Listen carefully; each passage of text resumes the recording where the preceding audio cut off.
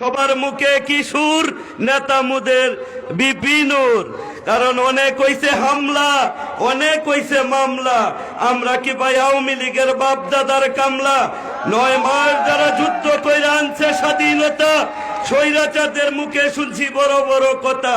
যখন দেশে যুদ্ধ করে ভারতের সাথে বাউ, দেশ আয়া টাঙ্গা এত আবার 22 লম্বা নাও। দেশটা যারা নষ্ট করছে করছে নানান যুক্তি। বাংলাদেশটা নষ্ট করার জন্য ভারতের সাথে চুক্তি। গোপালগঞ্জে জন্ম লইছে ভয়ঙ্কর এক নারী, হাজার হাজার মানুষ মাইরা শেষে ছাড়ছে বাড়ি। মানুষ হইয়া মানুষের দুঃখ সবাই দেখতে চাইয়া, তার বুকে ছিল না রে ভাই একটুখানি মায়া।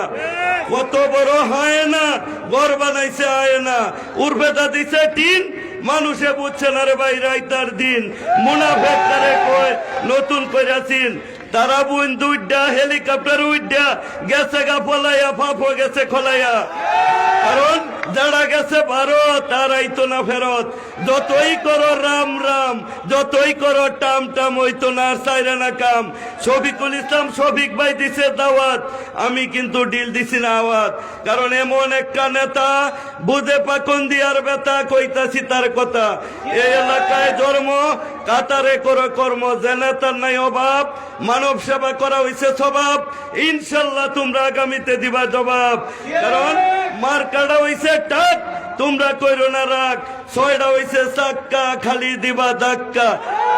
ভিতরে বরম হাওয়া, এই সুবিধা হইব যাওয়া। এই কারণে শফিকুল ইসলাম ভাইয়ের লেগে আমার কিশোরগঞ্জ হওয়া। আর বিপিনুরের মতো নেতা আর যাবে না পাওয়া। কারণ যার আছে শিক্ষা, টাকা পয়সা কারো কাছ থেকে খাইতো না সে ভিক্ষা।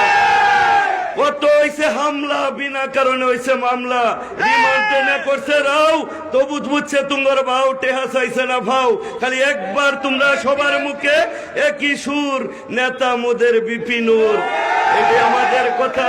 আজকে হয়তো তুমি জানো আমি বাংলার কবি, অন্তরে লালন করি এই নূর ভাইয়ের ছবি।